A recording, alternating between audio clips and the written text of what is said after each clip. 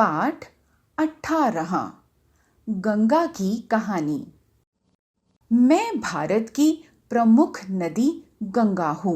मेरा जन्म हिमालय की गोद में हुआ है। वहाँ मैं जल की धारा नहीं हूँ, वहाँ मैं बर्फ ही बर्फ हूँ। आगे चलकर मेरा बर्फ रूप जल में बदल गया। वहाँ मैं पर्वतमालाओं में भटकती रही। बड़ी मुश्किल से मुझे गोमुख में आगे बढ़ने का रास्ता मिला। रास्ता मिलते ही मैं बड़ी उमंग से उफनती और कल कल करती बह चली। चलते चलते मैं गंगोत्री आ पहुंची। यह मेरे मार्ग में पड़ने वाला पहला तीर्थ है। गंगोत्री से आगे बढ़ने पर कुछ और जल धाराएं मुझ में मिलती गईं। उन सबको अपनी गोद में समेटती हुई मैं उत्तरकाशी होकर टिहरी पहुंची। टिहरी से आगे बढ़ने पर देवप्रयाग में मेरी भेंट अलकनंदा से हुई। हम दोनों बड़े उत्साह से मिली और एक हो गईं। यहाँ से आगे मेरा नाम गंगा पड़ गया। अब मैं और तेजी से आगे बढ़ी और लक्ष्मण झूला होते हुए ऋषिकेश पहुंच गई। ऋषिकेश बहुत सुंदर स्थान है। यहाँ पर साधु संतों के बहुत से आश्रम हैं। ऋषिकेश से चलकर मैं हरिद्वार आ गई। यह भी एक बड़ा तीर्थ है। यहाँ हर 12वें वर्ष में कुंभ का मेला लगता है। हिमालय की गोद छोड़कर यहाँ मैं मैदान में आ गई हूँ। हरिद्वार में मेरी धारा की चौड़ाई बहुत बढ़ गई है, पर मेरी गति धीमी हो गई है। अब मैं धरती को हरा भरा बनाती आगे बढ़ चली। चलते चलते मैं हस्तिनापुर पहुंची। यह नगर कभी कौरवों पांडवों की राजधानी था। यहाँ से आगे चलकर मैं कानपुर होते हुए तीर्थराज प्रयाग पहुंची। इस नगर को अब प्रयागराज भी कहते हैं।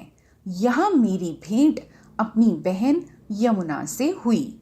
यह स्थान संगम कहलाता है।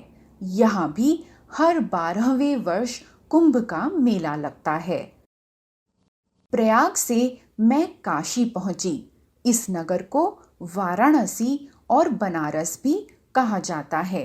यहाँ मेरे किनारे बहुत सुंदर घाट बने हैं।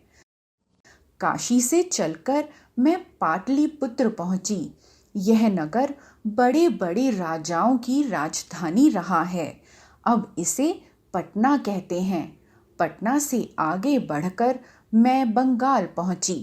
यहाँ आकर मैं कई धाराओं में बट गई। इन्हीं में से एक बड़ी धारा का नाम हुगली है। कोलकाता इसी के किनारे बसा हुआ है। यह नगर बहुत बड़ा है। यहाँ बहुत से कल कारखाने हैं। आगे चलकर मेरी यह धारा सागर में मिल जाती है। जहाँ यह सागर में मिलती है उस स्थान को गंगा सागर कहते हैं। यह भी बहुत बड़ा तीर्थ है।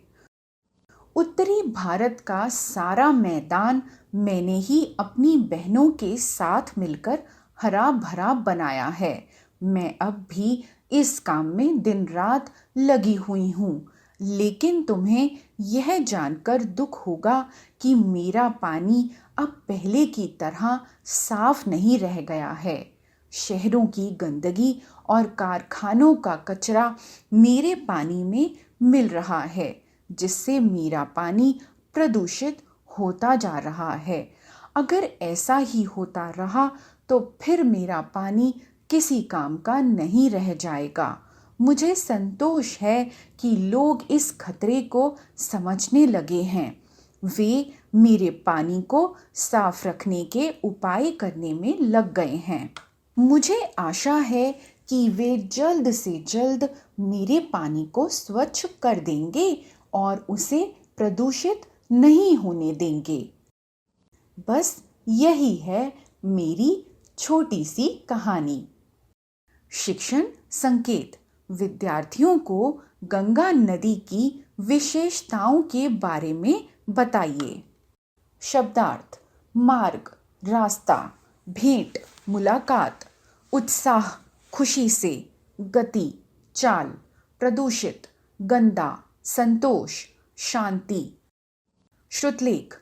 हिमालय, अलकनंदा, उत्साह, ऋषिकेश, गति, राजधानी, तीर्थराज, प्रदूषित।